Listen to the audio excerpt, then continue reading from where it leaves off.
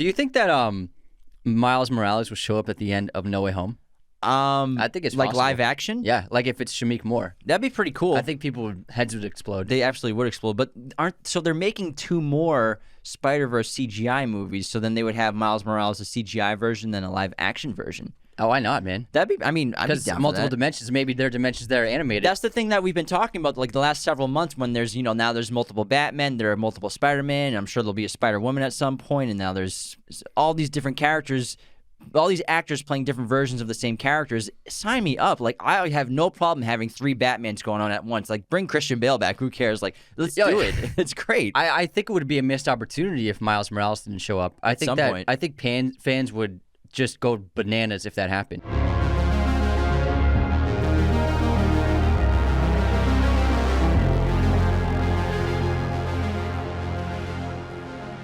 What's up, webheads? Welcome back to the show. This is Anthony. And this is James. We're going to do Spider-Man Into the Spider-Verse today in honor of Spider-Man No Way Home, which is coming out tonight for the early release. And then tomorrow is the official release, December 17th, of Spider-Man No Way Home. And we're going to see it tomorrow morning. Yeah, so we really can't wait to check it out. It's going to be a lot of fun. So expect an episode for that coming on Monday because we got to get that up as soon as possible. I'm sure most of you listening are going to probably see it this weekend.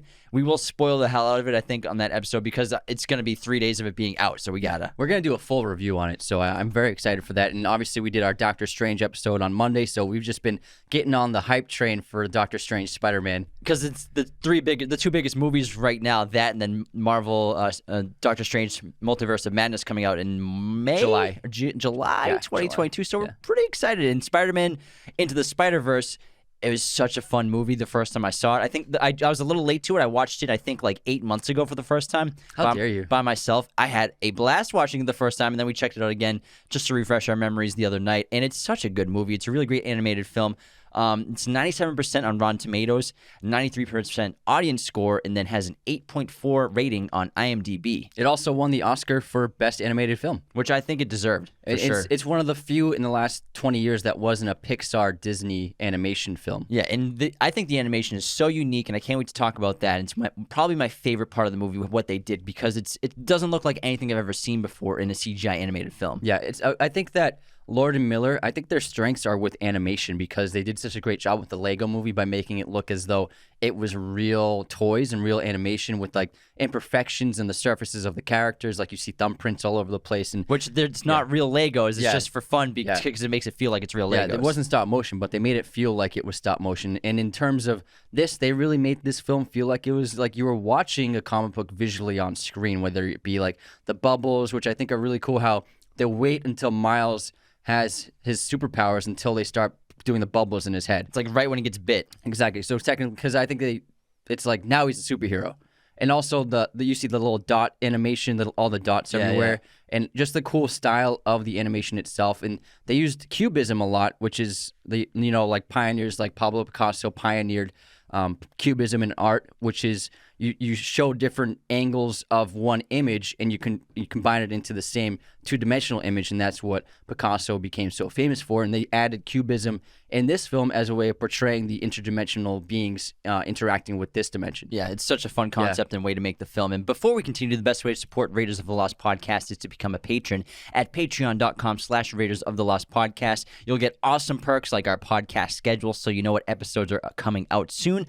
Personalized videos, Patreon shoutouts for top-tier podcasts, which we will be doing on this episode at the end of the episode, so be sure to stick around for that. We also and you'll have access to bonus episodes every single Wednesday that only patrons can check out. We launched our podcast masterclass online course recently, so for anyone who wants to start a podcast or wants to improve their current podcast, our 22-chapter 46 video lesson course will give you all the secrets behind the scenes of how we make our show, every facet of the production and business side of it as well. And the link is podcastmasterclass.teachable.com, or just go on our website, raidersofTheLostPodcast.com, and the podcast masterclass link is right there on the homepage. You can see all of our other sources of content, our merch, our custom movie posters. Follow, subscribe wherever you're listening. Thank you so much for tuning in around the world. So Spider-Man Into the Spider-Verse was directed by a committee of people by Bob Persichetti, Peter Ramsey, Rodney Rothman. Screenplay was by Phil Lord and Rodney Rothman. Story by Phil Lord. Produced by Phil Lord, Amy Pascal, Avi Arad, Christopher Miller, and Christina Steinberg. And then Amy Pascal has been running Sony for the last decade or so. So she's always been in charge of the last several Spider-Man films, overseeing them. And the cast in this movie is awesome. We have Shameik Moore, who plays the lead Miles Morales. He got his big break in Dope, which is an awesome coming-of-age film, which came out recently in the last 5-6 years, something like that. Jake Johnson, Haley Steinfeld, who's also in Hawkeye. So I like how Marvel always works with a lot of the same actors for different roles. Netflix actors. Kind of. Mahershala Ali, the 2-time Oscar winner. Brian Tyree Henry. Lily Tomlin, who's an Oscar nominee. John Mulaney.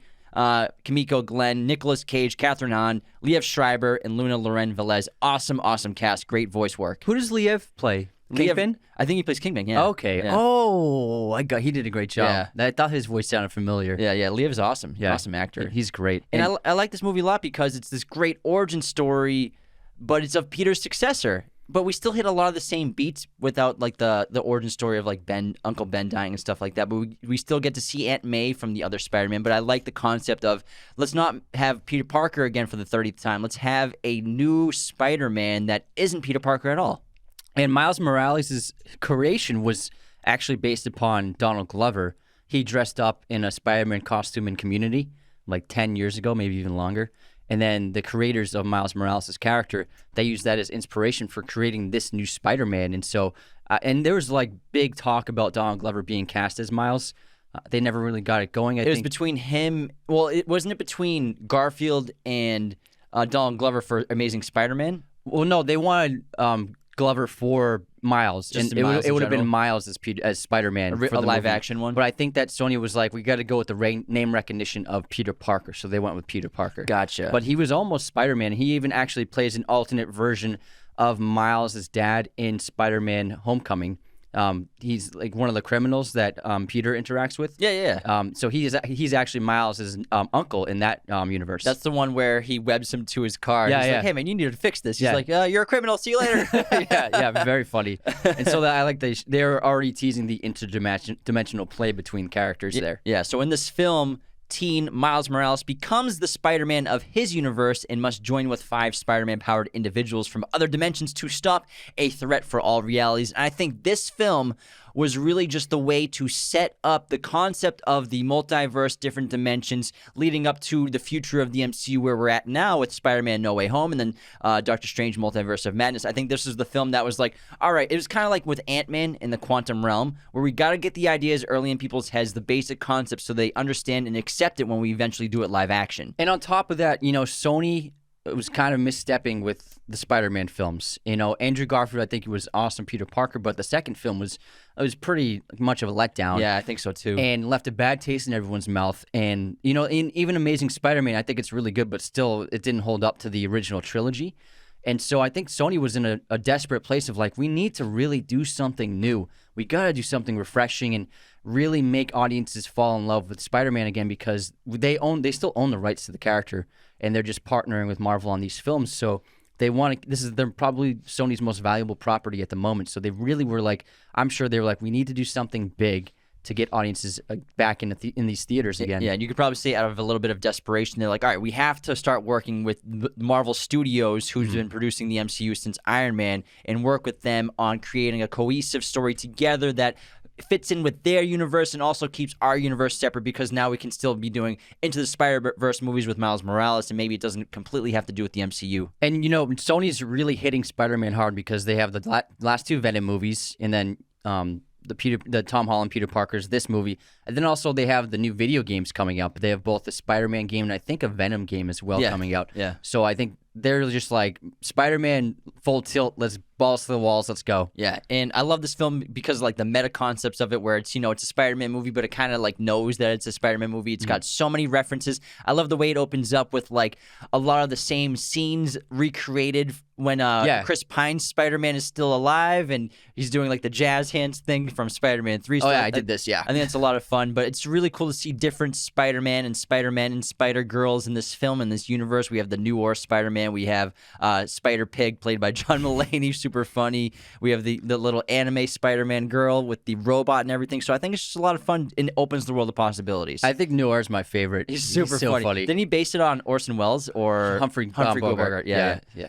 But the animation, I think, of this film is probably the best part because it's a mixture of CGI, modern style animation with comic book style. Like you talked about earlier, how there's like a lot of the graphics and texts and words like you'll read in a comic book, and then that starts happening once Miles gets bit by the spider. But then also the subtle detail of the comic book, like fill in like colors with the dots. That's in a lot of the animation. I can't remember what it's called, but it's overlaid in a lot of the layers of the film, and this really immerses you in the movie because this is brilliant animation, and the style was achieved by adding a hand-drawn touch on top of the state-of-the-art computer-generated animation.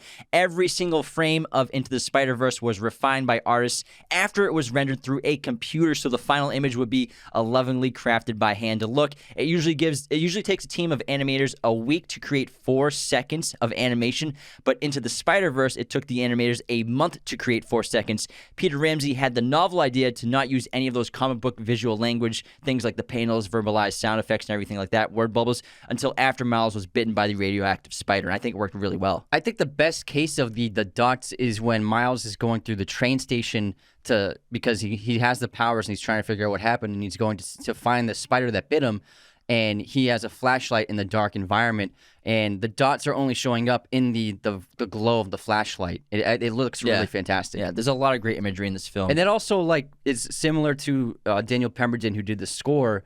He made the score, but then he gave it to, like, a professional DJ, and the DJ used vinyl records. So they put the music, and they put it into vinyl records, and then the DJ scratched the music into a computer program. So that's why all those scratches you hear that's the last bit of music they added. So I think they did approach the music in a similar way to approaching the animation. Yeah, the music and soundtrack is awesome in this movie. Daniel Pemberton, I think he's a super underrated composer. His score for Man from U.N.C.L.E. is awesome. And then he also did Ocean's 8, which is really, really good. And he's just King Arthur. Yeah. So I'm a huge fan of his work, and I love his music because he makes each one of his albums, he has like 20, 25 tracks of music, and it's really, really just unique to the film itself and the style. He can do pretty much anything, I feel like. And also, there's a ton of great pop music in this film, like Post Malone, Juice WRLD. It seems like Post Malone's song Sunflower is like the theme of Miles Morales in this film. It's sort of like AC/DC or in Iron Man, obviously Iron Man is in Iron Man, but it's at the end of the movie. I'm talking about AC/DC, Back in Black. Like, that's the first music you hear with Tony Stark and Iron Man. It's kind of like that, That's why I think they were smart with the storyline, where we're hitting like kind of all the same beats that the MCU does with their origin stories. It's actually really similar to Iron Man in that way, if you think about it. And it's really smart because Sony knew their audience and their age group, and Post Malone is huge with young people. And so they're like, let's tap this guy to make something really nice for the song. And I think that the movie opens really well after Chris Pine's Peter Parker story. And then we see Miles. The first shot we get of Miles is him listening to Sunflower with his headphones on, just singing along to it. And it's like every kid does that. Realistically, too, where some of the words and some of the words you're like, exactly. It's really fun. It's realistic. We've all done that with headphones on, and our 100%. Parents are screaming to get our attention. We're late for school, so we cram all the books we can inside the backpack and let's go. And they also put that in it looks like the new one, because the trailer, which just came out, it opens with Miles listening to that song again. So I think it is like kind of like the emotional heartbeat of Miles is like love of music. Oh yeah, for sure. And Miles Morales, awesome character. Shameik Moore plays Miles Morales. He does the voice acting. Again, this was a big break for him after Dope, which was an awesome movie. We've talked about that on the show before. And according to Rodney Rothman, one of the Into the Spider-Verse co-directors, a lot of Miles' characterizations in the film and the animation came from Shameik Moore's actual performance. He landed the role instantly when his first dialogue tests blew the filmmakers away. So obviously the way he was acting while recording, they picked up on that probably with a camera, and then they put a lot of that into the animation of Miles himself. Yeah, and Miles, it's different from Peter, because Peter's like can't fit in with anyone regardless, and he's just like a dork on his own and a loser. But Miles can't fit in because he's in a new school that he doesn't feel comfortable in. And I'm sure in his old school he had lots of friends. Well, when he walks down the sidewalk, he's like the most popular kid in the neighborhood. And so I think that Miles has a lot more charm and charisma than Peter Parker does. So I think he's a lot more fun to watch and relate with it. But obviously he's still struggling with that fish out of water in a new school, doesn't feel comfortable in this environment kind of feeling. And that kind of reminds you of Peter Parker, but still, Miles is such a cool guy. He tags walls. He has his own like style of graffiti, and he listens to great music, a great sense of style, and I think he's a really fun character for kids to relate to. Yeah, and he's for sure probably one of the most brilliant people in his school, but he's trying to fail out on purpose, which he shows by in that that wrong correct test, the two-answer multiple choice test. He gets every single one wrong because you can only do that because you know what every correct answer is. So he's really a very, very bright kid, but he's trying to fail out of that school. He doesn't want to be there, even though he won a scholarship there, but he also is obviously super smart, but he just doesn't want to be there. He wants to be with his old school, with his old friends, and he's constantly having this back and forth with his father, who despises Spider-Man.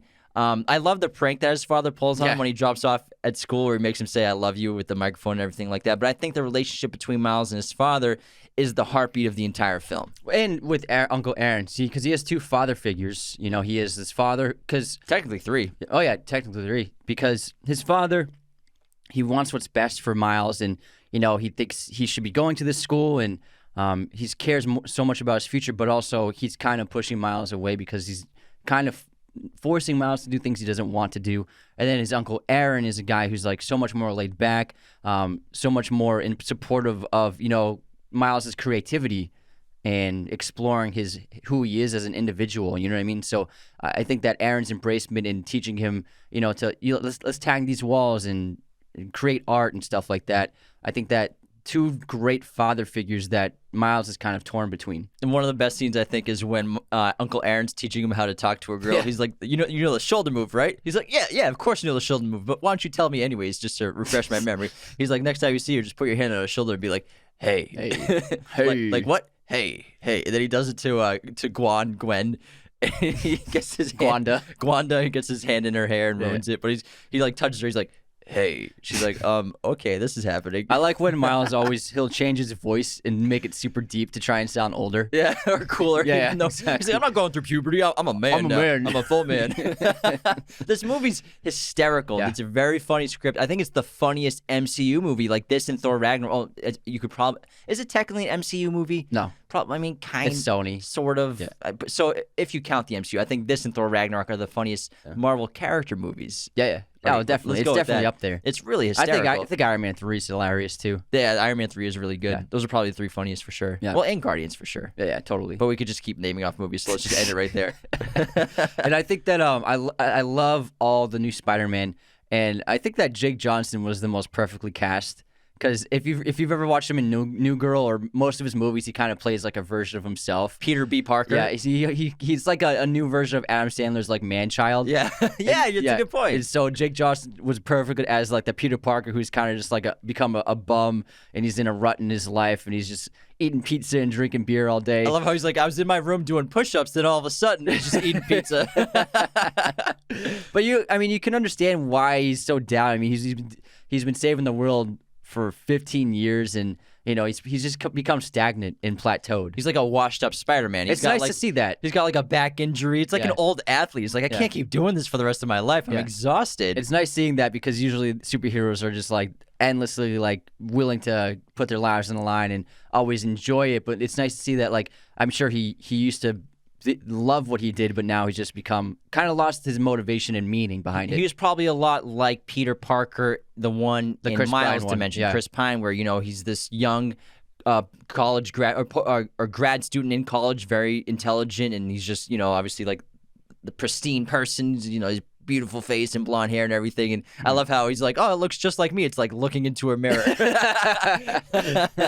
And he's a great hero, and he's like in his prime of being Spider-Man. You can imagine that's what Peter B. Parker probably used to be before, you know, him and MJ got divorced and everything started going downhill, and he lost everything he had. Yeah. It's not a refreshing take on a superhero. Yeah, and then we have Haley Steinfeld, who plays Gwen Stacy, aka Gwanda, aka Gwen, aka Spider-Woman, who's from another dimension, and she has Gwen Stacy's new spider-like abilities. I like the concept of giving Gwen Stacy, or if they did Mary Jane, someone like that, Spider-Man powers. It's super cool. And she's got one of the best costumes too. Yeah, it's a great costume. The costumes are awesome. Yeah. Also, well, we should talk about how the dimensions happen. So with Kingpin, he's trying to bring his family back because he lost him in a car accident after they discovered that he's a supervillain fighting Superman in their home.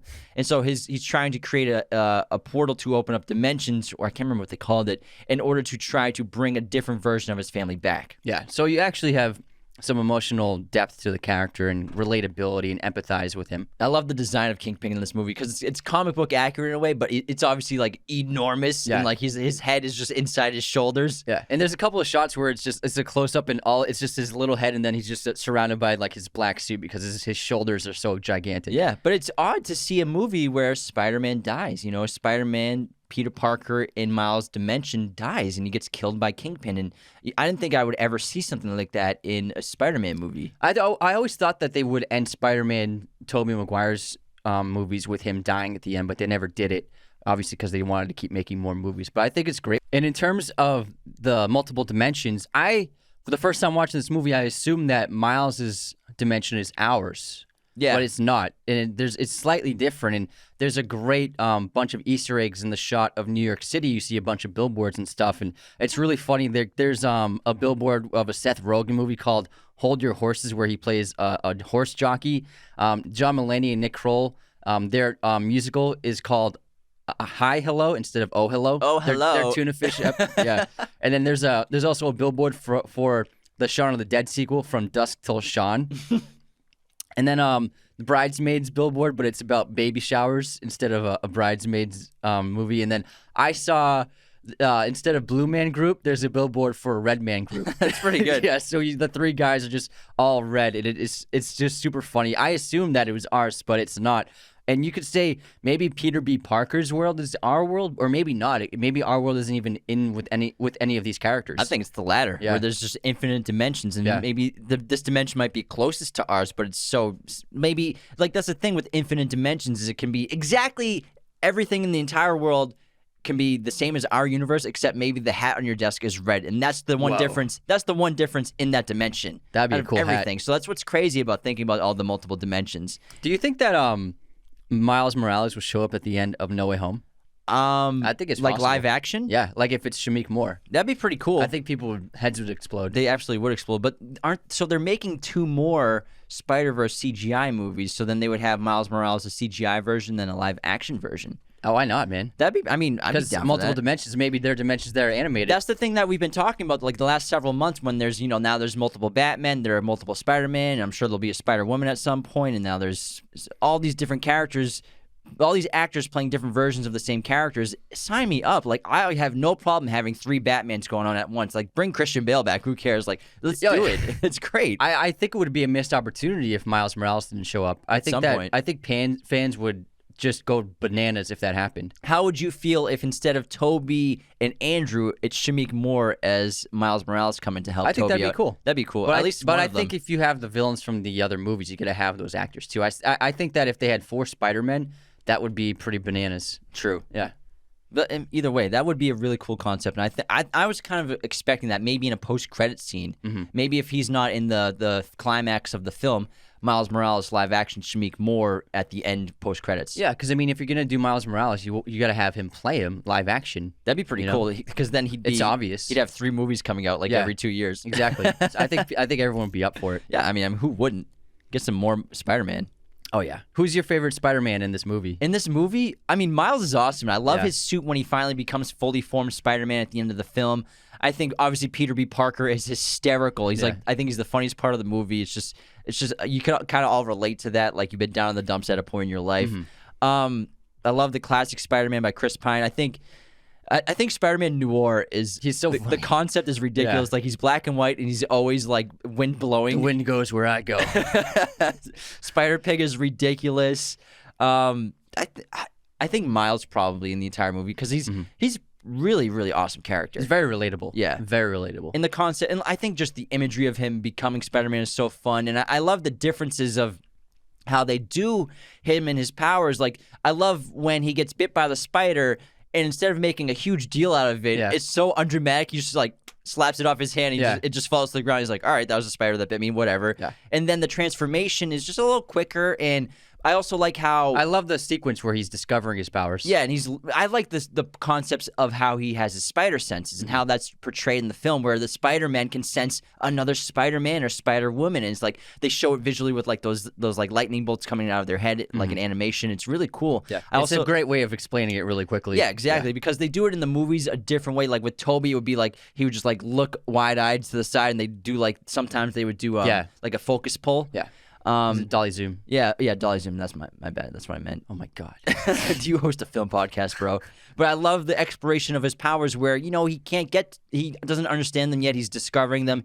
He can't do them on command, which is actually a really funny concept with a lot of the different scenes in the film. But I think the powers are really fascinating with Miles Morales for sure. Yeah, and I really like the villains. I think they knocked it out of the park with the villains, whether it be Kingpin or the new Doc Ock, played by Catherine Hahn, and then Mahershala Ali's character, the Prowler. I mean, yeah, Uncle Aaron, the Prowler. I think three great villains in this movie. They did a good job. Yeah, and we actually got some solid empathy points from Kingpin. Obviously, he's a horrible person trying to destroy the entire world, but you understand that he's trying to bring his family back. And he's that classic movie villain or villain that doesn't understand yet that he's the reason why his family's dead. He's the reason. It's not Spider-Man's fault, even though he blames Spider-Man for it, but it's all his fault. Yeah. And there's some great action sequences with the Prowler. Really great animation. I like his costume design. And being someone without superpowers, he can stand up to like someone like Miles who has superpowers. And his theme, like the it's really badass. Yeah. I will say, I just wanted a little bit more backstory on how Uncle Aaron became the Prowler. Same. You never got his. He just was unmasked as the Prowler. Didn't understand why. Didn't understand his motivations. Maybe there were deleted scenes or in the screenplay. But whenever I watch this movie, I'm like, I would love to know why he is a villain for Kingpin and how he got there. And all you need is just like a couple minutes to really explain his backstory. So I think that's my one thing with this movie. Otherwise, it's a perfect movie, but not really understanding Uncle Aaron's motivations to become a supervillain, that kind of took me out of it. That's a good point, because they have no problem doing the backstories of each Spider-Man and Spider-Woman where they do. I love 30 those. seconds. I love those. It's super fun. It's very fast. It's kind of like an Ant-Man when Michael Pena's characters are telling the stories. It's like really fast and like, let's get going. We'll learn real quick about something in a fun way. But yeah, they could have done that with Uncle Aaron. Yeah. Just kind of like him voiceovering how he became the Prowler. That's actually a really good point. That's for me, because I think he's a really cool villain, but not really understanding what's driving him and what he's even working for Kingpin for. Yeah. That's really missing from the screenplay. Because I think the Prowler, the concept of Uncle Aaron being a villain, it's so similar to Iron Man. Yeah. With Jeff Bridges' character becoming a villain. Because you can say Obadiah is very much an uncle-like figure to Tony Stark. Father-like. In his entire life. Yeah. But we understand what drives Obadiah to become a villain throughout the course of the film, versus we don't really get that. But that's Marvel and in a lot of the superhero villain movies like this, they don't really spend a lot of time on villain background. Yeah. And I know it's obviously they wanted the twist of his unmasking, so they can't show it in the first half of the film. But I think in that moment between him and Miles in the alleyway, Miles could have been maybe asked him why he took this path, and then Aaron could have explained, and it could have been a flashback sequence. I think the style of the film. Yeah, I think it would have been actually a really touching moment. I don't think it would have slowed it down. It could have been a tragic story, like maybe he doesn't want to be a villain, but he was kind of forced into being it because of certain circumstances, like maybe he owes Kingpin for something. You know what I mean? I think it could have been even heavier emotional stakes for Aaron. It's a great point. Yeah. All right, how about we head on into our intermission? Let's do it. Have a little fun. So I want to start off the intermission with a fan. Chan requested that I rank my favorite LaCroix flavors because all you do is drink them. I have one right here. So every morning he cracks it open. 7:30. We all know how much I love soda water and LaCroix specifically, and they don't even sponsor the show. It's just a great product. And I haven't had them all, but I'm a simple man. Lime and lemon are my favorite go-tos. Key lime as well. Grapefruit is fantastic. Tangerine is great. Orange is good if you can find it. You can't find all the flavors at every store. Man. But there are some wacky flavors, like limoncello. It literally tastes like you're drinking rotten lemon cream out of a dumpster. It's like this weird sensation. It tastes like cake frosting. But in a bad way, like in water form. It's just really weird. But that's, my rankings right now. I would go tangerine and berry. Tangerine is... Oh, yeah, mixed berry is really good. Mixed berry is really good. Yeah, I always get lemon and lime, though. Those are my go-tos. Yeah. All right, let's move on. Whenever you come back from the grocery store, you have 6 cases of LaCroix. I wish they sold them. They only sell them in 8 per package. Like, oh, that's why. Yeah, if they had like a 32 pack, I would get the hell out of that every time. I thought Whole Foods had bigger boxes, but I guess I'm wrong. No, they only sell LaCroix everywhere in 8s. That way they make more money. Yeah, for sure. All right, let's do our movie quote competition. Okay, This one's for me. Sick reference, bro. Everyone knows your references are out of control. That's Jonah Hill, and this is the end. Yep. When he's trying to be cool with he's trying to be nice to Jay. To Jay. Yeah, Jay Baruchel. Sick reference, bro. Oh my God, that's Everyone knows funny. your references are out of control. Oh my God. All right, I have a quote from our fan, the boy, who is his Instagram is whereis35. All right. Before we get started, does anyone want to get out? Before we get started, does anyone want to get out? Oh man, it sounds like it could be like multiple movies. You know that Could be multiple. like that concept is like if you don't want to commit this crime, get out of here. It's got to be a heist movie, right? Get out of here. Say it again. Before we get started, does anyone want to get out? Oh man, I'm probably gonna be upset when what is Stumped me too. Captain America, Winter Soldier in the elevator. Yeah, The elevator scene. It's a good one. Oh, that is Stumped me. great. Great quote. Yeah. All right, no, you gotta say it like him. Before we get started, does anyone want to get out? That was pretty good. Okay, here's my quote. That's when you know you found somebody special. When you can just shut the F up for a minute and comfortably enjoy the silence. Is that Pulp Fiction? No. Yeah, no. Well, Jack Rabbit Slim scene. It's not. It's different. Talking about a moment of silence, a uncomfortable silence. Say it again. Hold on. That's when you know you found somebody special. When you can just shut the F up for a minute and comfortably enjoy the silence. Yeah, that's Pulp Fiction. Yeah. Yeah. That's Mia Wallace. Overthinking that. Yeah, Jack I know, Rabbit Slim. I know. You're like, you got it, man. Yeah, chill out, bro. You're right. Jeez, Jim. Just accept Just take say the it. W, man. Just say it. Well, actually, if it's Pulp Fiction, Jack Rabbit Slim. I gotta analyze this. It could be any number of movies. All right. Of all the movies that have been made, it could be many. All right, guess this movie release year. Dope. 2011. 15. Oh man. Way that off. is way more recent Yeah. than I thought. Yeah, it's pretty. He's Yeah. still a young guy. Here's my movie release year. Face Off. Face Off. Face Off. Can't wait to. I wonder what the remake's gonna be like. It's probably gonna be bad. It's a sequel. Is it? Yeah. They're both in it. Oh, okay. Never mind. Yeah. Hell yeah. Sign me up. Let's go. Face Off. That's 90s for sure.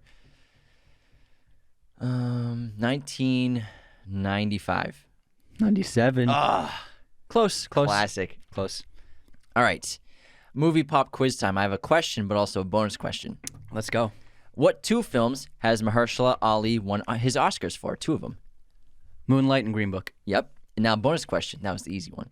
What film was Lily Tomlin, who plays Aunt May in this film, nominated Best Actress for?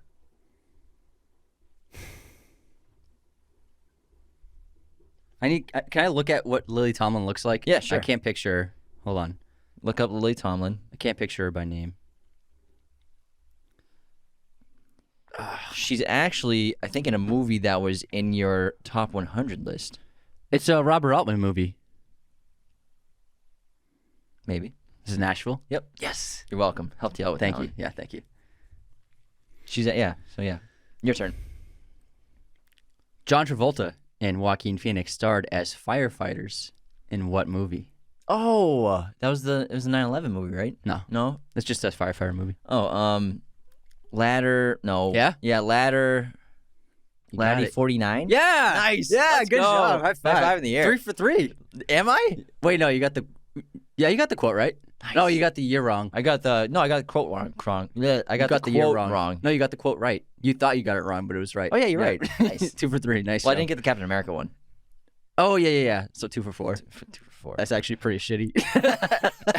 No, it's great. It's great. Man, it's not that bad. No, it's better than I did. It's true. You fucking suck. All right.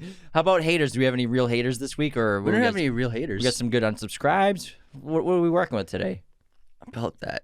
About that, Hold on, Anthony's give me pulling a up his phone right now. I didn't have them ready. I'm the guy who does his job. You must be the other I just guy. didn't organize them. 1 second. 1 second. Just give me a second. Just giving you a hard time. Okay, I got in our Daniel Day-Lewis episode, EC14 wrote, I suggested this a while back and now it's here. I'm not going to unsubscribe today. Thanks, guys. So thanks for not unsubscribing today. That was it. All right, cool. Supporter of the week is from Terry L. Osborne, who left a great 5-star review on Apple Podcasts, a.k.a. iTunes, the only place you can leave reviews. The best. Great podcast. You guys truly discuss all things film. Me and my brother recently got a Criterion Channel subscription. Anthony is ecstatic right now. Nice. And I would love to hear your guys' recommendations from that platform. If you don't, I will probably unsubscribe. I'll make a list for you in the next episode. What are like 5 that you can think of off the top of your head? They have a couple of Fellini films. They have most of David Lynch's films, which Fanny are really Alexander. Great. All of Ingmar Bergman's movies. Most of them are in there, so definitely start with Bergman for sure. Tons of stuff amazing movies. All right, on this day in film history, today is December 16th. It is the day before No Way Home is officially released, so it's not on the list. 1913, Charlie Chaplin begins his film career at Keystone for $150 a week, which is pretty good for 1913. What year was that? 1913. 1962, Lawrence of Arabia was released in the United States in 1962. Let's see. Oh, and happy birthday to Kristen Ritter. That's about it. Nice. And my streaming recommendation is Tick, Tick, Boom on Netflix starring Andrew Garfield. I'm convinced he's going to win Best Actor in a leading role with this film. Yeah, nice. I haven't seen it yet, but I'm going to watch it soon. They've had a couple of good, because that's out, and then there's a few other good Netflix movies that I got to check out. They've been Oscar awards contenders for like the last 5 years now. Yeah. All right. Do you have a streaming rec? Or? Yeah, I have Snatch on Amazon Prime, was just added. Nice. And our Godfather tier patron of the episode is Sherry, a.k.a. Nick Sheridan. Thanks so much, bro. Our buddy from Boston, Massachusetts, New England. You're the best. Really appreciate your continued support on social media, on Patreon, everywhere. You are the best. Way to go, kid. We love you. All right, let's get back into Spider-Man, Into the Spider-Verse. And I think they did a great job capturing what it's like to be a teen in high school in this film. Obviously, being a fish out of water when he's at a new school. I mean, we've done that. We've had to go from public school to Catholic school, and that was kind of like, I didn't love that situation at first. I don't think I ever loved that situation. The uniform and stuff like that. And we didn't actually, it was a city we didn't grow up in, so it was all new people. Yeah. Whereas in public school, you generally grow up with the people. Yeah, and a lot of the people at the school already knew each other, kind of like the situation that Miles put himself in. So I actually related to that a lot. And also, the first year you're there, you don't want to be there. You wish you were at your old schools in your hometown with your friends and everything like that. I also love the anxiety that he feels when everyone's watching him and talking about him. This is after he gets bit by the spider, where he's like, oh, everyone's looking at me. Why are they watching me? After he rips out MJ's hair. I mean, Gwen Stacy's hair, which is such a funny scene. Yeah. And then she's like, yeah, nice meeting you. Handprints. But it's great because it's his spider senses and he can't control them. Yeah. It reminds you of Man of Steel when Zod gets his mask broken and he's getting all the senses of everything and you can't control it. Well, it's even more related to Clark when he's a kid in the elementary school and he's getting his powers there and stuff like that. And also the concept of why is the voice in my head so loud? Whereas spider senses are getting even more powerful and everything. He's starting to learn his senses and everything. And I like the relationship between him and Gwen Stacy where, they're obviously interested in each other, but Gwen's from a different dimension and she's here to try to figure out the reason why she's here and trying to learn and figure out how she can get back to her dimension. My question is why is Gwen in the school because of the science class with the Doc Ock's lesson? No. She got remember she said my spidey senses told me to go to this school. Oh, okay, I missed that. Yeah, so that's just her spidey senses being like, this is the correct place to be. Got it. Because hers are fully developed. Okay. Whereas Miles, he doesn't even know how to work them yet. Okay, so the spider sense is not just a warning signal, but it can just be an intuition thing. That's what it seems like for her. Maybe not for Miles. Like ESP, just following I'm going to follow this direction because it feels right. Because that's what I really It's like the liquid luck. Yeah, kind of. Yeah. Felix knows. Felix knows. Hi. I think we're going to go to Hagrid's today. I'm feeling really good about going to Hagrid's tonight. Yeah, seems like the place to be. We could throw in the Harry Potter reference. Yeah, we could do the whole scene. But I guess, her spider senses are probably like Felix Felicis. Yeah, but what I do like about all the different Spider-Man and Woman is their different powers, like Gwen's different powers to everyone else. Maybe that's one of the strengths that we don't know about. Miles, learning his powers is so fascinating where he has the electricity inside of him that he's trying to figure out and also the invisible quality that he can create himself into, too. Another Harry Potter reference. Yeah. So yeah, but also so that must be the same for Peter B. Parker because he just shows up at Miles' place. Yeah. So he probably uses his spider sense told him to go to that apartment. Yeah, probably, or go to the cemetery. Cemetery, I mean, to find him. So so I think that other Peter Parker senses, spider people's senses, are very intuition based. Well, maybe it's not intuition. Maybe it's because there have never been multiple spider people in one dimension together. That now that they're together, they can sense each other, and that's what they're heading towards. Yeah, possibly. But they don't even know what they're sensing. Exactly. It's like a beacon, and then when they find each other, it's just like when Miles, after he gets bit, and then he's in the subway tunnel, watching Goblin versus the original Spider-Man, and they look at each other after Spider-Man saves him, and their senses tingle, and then Spider-Man's like, "You're just like me." So I think it's something like that where he's like, I thought I was the only one. They all think they're the only one, and that's why there's always that line where I thought I was alone, or it's just you're just like me. Yeah, constantly repeated throughout the film. Yeah, I think it could be like a beacon that they don't understand, but they just feel. Yeah, that makes total sense. I think we're correct on that. Yeah, definitely. People listening are like, yeah, you goddamn idiots. What are you guys? How many times did you see this movie? Twice. Yeah, twice. It's really good though. I do really enjoy this film. But yeah, the exploration of powers. But it seems like Peter B. Parker is just the classic Spider-Man, just a little different. Yeah, just like the Chris Pine one. But it's a great concept where he's coming back to this he's in this new dimension. And he's on this journey of redemption after he's such a bum, He doesn't really care about Miles. He's just trying to get the goober so he cares about himself. He just wants to get back to his dimension. He does feel like a little guilt for Miles. That's why he takes him under his wing for a little bit. But then, they start to grow on each other, and Peter B. Parker starts to become a great influence on Miles. He eventually teaches him how to swing after they're escaping from the lab and everything, which is really one of my favorite scenes where he's like, you just do this and you release. Feel the rhythm? Feel the rhythm, yeah. I love when they steal the computers and Miles has both the desktop screen and the actual desktop tower. And then Peter shows up. He's like, the funny thing is we don't need this. He throws the desktop screen away. Good news, we don't need the monitor. It's a great sequence. But Peter... He unknowingly needs Miles just as much as Miles needs him. They both transform each other. Because Peter Parker, he told Miles, like, I'll show you the ropes. Let me take care of Goblin. I'll show you the ropes, and it'll be great. I'll teach you how to do it. And Miles at first, when he starts getting the powers, and he starts to understand that, like, oh, I'm gonna be a Spider-Man. Now I'm going through the comic book Spider-Man in my dorm room. And I'm going through all the same scenes that Peter Parker went through. Like, oh, why am I sticking? Stop sticking. Oh, keep sticking. And falling out his window and walking on walls and upside down and everything.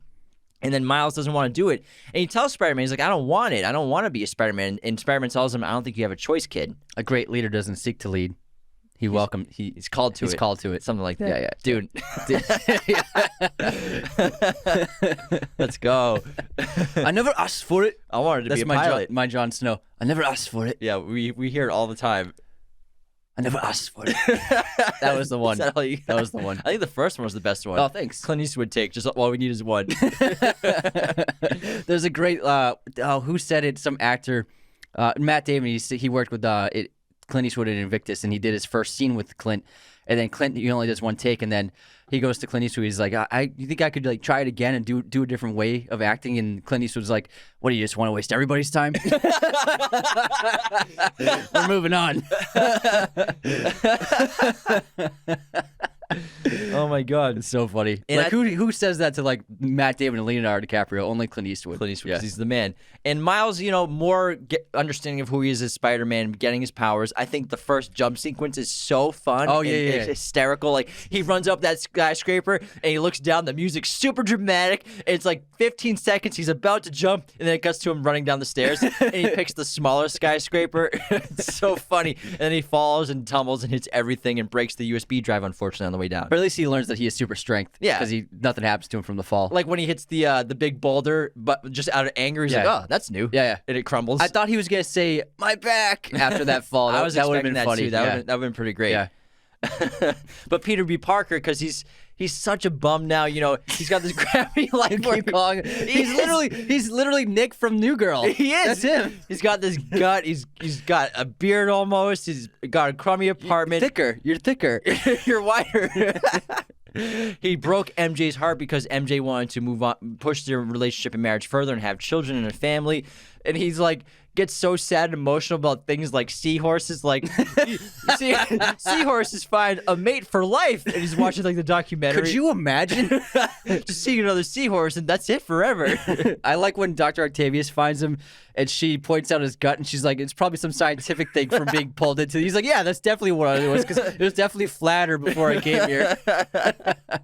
And Doc Ock was great. I think Catherine Hahn did a great job because she seems like just like a great scientist who's interested in just like the discovery of a interdimensional being, but then she traps him and says she can't wait for him to like be ripped apart by him being in a different dimension. Yeah, and so we got the female Doc Ock, Doctor with the cool squid-like. Yeah, so it's not tentacles. Mechanical. Yeah. It's more like organic science or something like that. Some kind of plastic like tubing. Yeah, it's really really interesting. Catherine Hahn, who's now two Marvel character villains. Obviously, we all know where the other villain. If you don't want me to spoil it, I won't say it. It's Agatha. Don't tell them. Agatha Harkness. She got nominated for an Emmy. Everyone knows. Did she really? Yeah. For that? She's awesome in that show. She's an awesome actor. She really is. He's disintegrating. So that's the problem with all the other Spider-Man and Spider-Woman when they've come into Miles' dimension, because the longer they stay out of that, they start to disintegrate and they'll eventually die, and they're trying to get back to their dimension, and Miles eventually is going to help them do that. And that's where the cubism art takes shape in the film, is whenever like one of them gets like spotty and glitchy and they get all colorful and shapes changes. That's cubism. Also, it happens in like the city whenever the machine gets turned on. So great use. For all you movie lovers out there, the best place to get your posters online is at movieposters.com. Use our special promo code Raiders10 to get 10% off your order. The holiday season is coming. You got to get presents for the movie lovers in your life. So there's no better gift to get than a awesome movie or TV poster. And movieposters.com is the #1 place to do that. They have all sorts of sizes, framing, backlighting. Pretty much every movie and TV show imaginable they have in their arsenal. They are the #1 place to get your posters. Again, head on over to movieposters.com and use our special promo code Raiders10 to get 10% off your order today. Now let's begin our top tier and Godfather tier Patreon shout out. Justin, Caleb Fleming, Michael Karanja, Nate Moore, Harry Roscoe, Caitlin Signorelli, Travis Ball, Nikayla Simeona, Jacob Kossler, Jorge Chavez, Caleb McFalls, Ken Bolin, Dennis, Sal Guarnera, Max Rosk, Justin T. Frank, Lauren Smertz, Grayson Younts, Cole Carroll, Christopher Tunnel, Tanner Teagarden, Madison Hamadio, Barrett Compton, Andy Walker, TJ Rollins, Christian Carter, Nicholas Ozaniak, Timon Hayashi, Caitlin Callahan, Sarai Rogers, Brandon Smith, Ethan Storm, Devin Udarium, Derek Noonan, Miriam Ally, Brooke Shanks, Stephen Gaidos, Simon Tews, Brittany Underwood, Jeremy Slattery, Jeremy Benavidez, Cody Moan, Samantha Steele, Frank Caraglio, Michael Kelly, Josh Coburn, Joe Lopez, Rachel Von Den Heuvel, Brian Barton, Derek Perkins, Daniel a.k.a. Just Dan the Man, Olivia Pacini, Chris Farmer, Patrick Clausen, Luke Clark, Joanna Tronina, Anthony Lampares, Colleen Medlar, Matthew Fires, Britton Bomber, Ariel Trankel, Spencer Pike, Anthony Farmer, Lauren Kimberly, Maxwell McCree, Gabriel Townsend, Hayden Hensley, Odin Childs, Evan Smith, Leslie Miranda, Amanda Hatfield, Casey McWheels, Tom Collum ×2, Adam Beardsley, Anthony DeMeo, Melissa Colguin, Connor Bird, Andres Sanchez, Janice a.k.a. J-Nice, Colin Cowart, William Swift, Angel Godoy, Gabe Beckles, Patrick Herber, Joe Traniello, Christopher Leon, Ben Cook, Jason Barnes, Brendan Dowler, Isaiah Argue, Raul Garcia, Rocky Troop, Dylan Workus, Amanda Salinas, Riza Lopez, Michael Zarita, Calvin Murphy, Raymond Wilkerson, Todd Stone, David 767, and Patrick Jadani. Thank you so much to all of our patrons, especially our top tier and Godfather tier patrons, for your monthly support and keeping this podcast alive every month. Now let's get back into the Spider-Verse, and I want to talk about Aunt May because she is so cool in this movie. It might be the best interpretation of the character probably because, they turned Aunt May into sort of like an Alfred with Batman where she's like the caretaker of Spider-Man's lair and tech and everything and like part of Spider-Man versus Spider caves. Versus just being Aunt May in the house. Now there's a secret lair that she's in charge of. It's really, really cool. I love how jealous Peter B. Parker is of it. He's like, my place was kind of like this. Just imagine like a futon. Less space. He's like, I actually feel bad for this guy. And Lily Tomlin, who plays Aunt May in this film, was the 4th Oscar nominee to play the character of Aunt May. Tomlin continues that tradition that Aunt May is placed by Oscar nominees. Rosemary Harris was nominated for supporting turn in Tom and Viv. Sally Field was nominated 3 times, winning twice. And Marissa Tomei has also been nominated 3 times, winning once for My Cousin Vinny. Yeah. Mona Lisa Vito, such a great character. I love that movie. She's great. Yeah, but I love she's kind of like that's what I like. She's like Alfred and Batman. Yeah, that's what it feels like. It's really awesome. So she's part of the plot. She's part of Spider-Man and part of the tech and part of the journey going forward, solving the missions and winning and saving the day. And she's tough. Like when the battle breaks out inside of the house, she's like, "Can you take it outside?" And she's got the bat. Yeah, and I like the spider cave is so cool, and I like how all of the platforms are just hanging by spider webs that he's probably shot, and it's just super cool to see like a lair for Spider-Man. Yeah, but Miles goes as opposed to his closet. Yeah, exactly. Hang like Toby's closet with it just hanging on a hanger, just by itself alone. It's terrible. But Miles goes through a ton of emotional journeys in this film. Obviously, the one with his father, and then obviously losing Uncle Aaron is tough for him after he finds out he's the Prowler. That's a lot to take in as well. And then, well, not losing his father, but the relationship with his father that's on the rocks. But eventually, they make up really, really emotionally at the end. So emotionally. But Miles, when he's with all the other Spider-Men and Spider-Woman, and they're all fully formed. Pig, Spider-Pig, sorry. Left out the bestiality. And they're all fully formed spider people, in their dimensions. They know all their powers. They know how to use them. They've saved the day multiple times in their dimensions, so they're good to go. They're ready to fight Kingpin to stop the space-time continuum to get back to the dimension. But they kind of they understand that Miles isn't ready yet. Miles is a wild card. His powers aren't fully formed. He doesn't know how to control his powers. His invisibility only works when he's in a situation where he's trying to hide from people emotionally.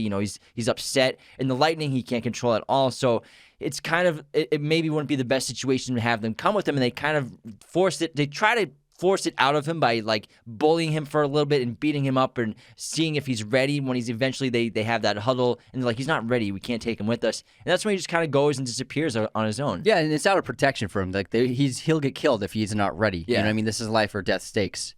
And if we fight Kingpin and Doc Ock and everything, there's, you're not ready. You don't have your spider powers yet. Yeah. It's going to be a tough day. Yeah, and one of the best scenes is when Peter B. Parker goes into his dorm room and then he tests Miles to try and use your powers against me, and he can't, and then he just ties him up in the spider web, and it's a sad moment. I think it's one of the best moments of the movie. Yeah, but I think the most emotional scene in the film is when he's tied up and his father comes to knock on the door, and that's conversation that his father says to him, that monologue. It's really, really heartwarming, and it's probably the first time that they've connected on a personal level in a long time because of all their disagreements throughout his probably entire adolescence since he was a kid, probably his father pushing him.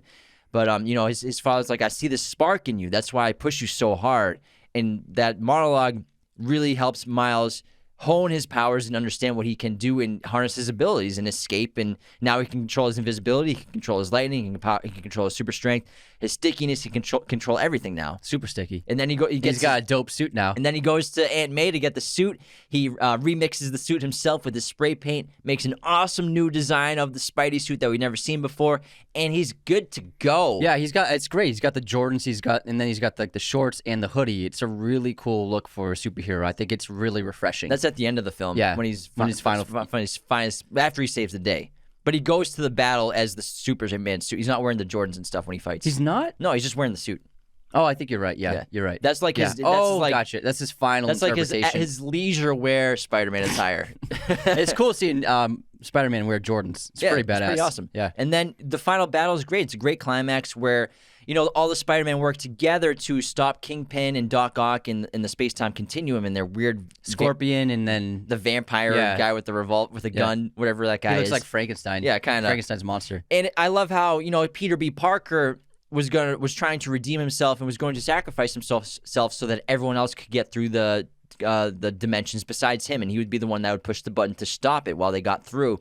And then Miles shows up as his full-form Spider-Man, and they all work together, and it's a great battle sequence. It's a lot of fun, great visually.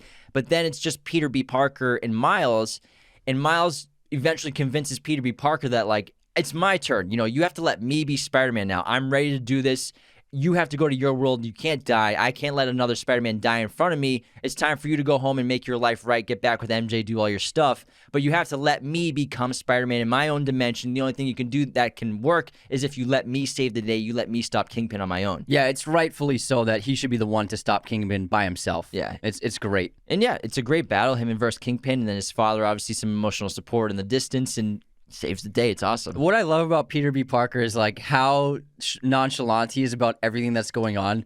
Like when they're sneaking through the lab and they're in the vents and they hear Kingpin talking to Doc Ock and he's like, "Ready?" Now he's gonna say, "You have 24 hours left." And you have 24 hours left. It's like, this is standard Spider-Man stuff. So funny. I love it. I just love it because he's done it 1,000 times. It's always the same thing. Yeah, I think he's the funniest part of the film. And, Yeah. and Jake Johnson's awesome in that role. Yeah. And then we have a final great moment between Spider-Man with Miles and his father, where he hugs him after talking to him on the phone. "I love you. I love you, man. Looking forward to working with you." That's funny. And then Miles becomes Spider-Man. And I think one of the best shots in the film probably is when he jumps off that skyscraper after he gets the upside down shot. Yeah. It's really incredible. That's when he's on his way to the battle. This movie's really, really cool, visually stunning. It's a ton of fun, lots of laughs, and I just love every second of it. Yeah, it deserved the Oscar for Best Animated Film that year. It was the best one. It was awesome. Yeah, I can't wait to see the sequel. Obviously, we can't wait to see No Way Home tomorrow morning. It's going to be epic. I'm sure you're all very excited about it as well. You want to do some Spider-Man Into the Spider-Verse fun facts, or you got anything else to talk about? I got some fun facts for sure. All right, go for it. Take it away.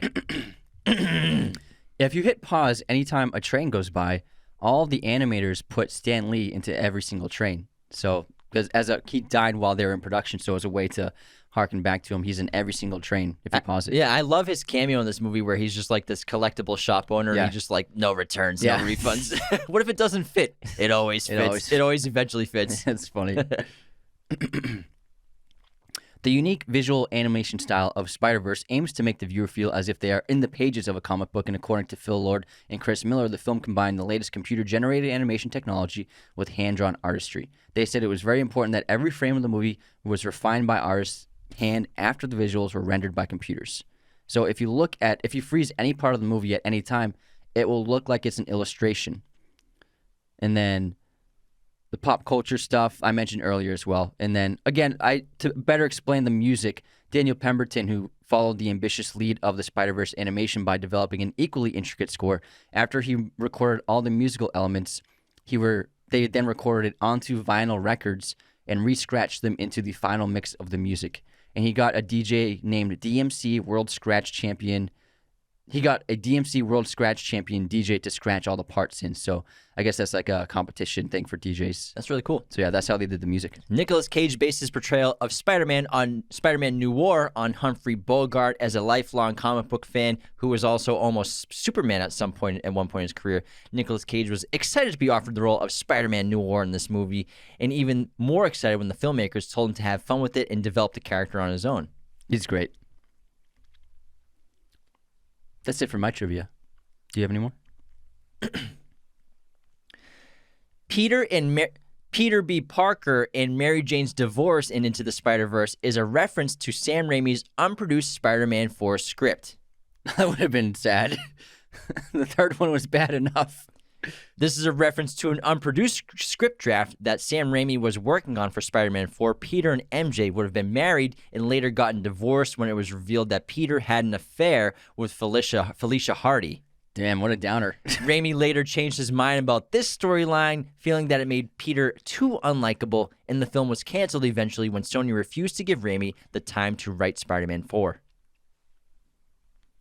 All right, that wraps our episode for Spider-Man Into the Spider-Verse. We can't wait to check out the sequels to this film, as well as Spider-Man No Way Home tomorrow morning. I'm sure some of you are seeing it tonight, so hopefully you listen to this on the way there just to get amped up for Spider-Man, because we can't wait to check it out. The MCU is looking great right now, all the multiverse stuff happening, and Doctor Strange obviously on Monday too, if you check that out to, keep going. And thanks so much for tuning in around the world. Become a patron of the show at patreon.com/Raiders of the Lost Podcast. See you later, web slingers. All right. Thanks so much for tuning in to Raiders of the Lost Podcast. Be sure to subscribe if you're new. Hit the like button, leave a comment. Find us on all audio streaming platforms, Spotify, Apple Podcasts, Google Podcasts. Wherever you listen to podcasts, you can find us. Find us on Twitter, TikTok, Instagram, Raiders of the Lost Podcast. Be sure to check out one of these other videos right here for more content on our favorite films and breaking down all kinds of movie content. Thanks so much.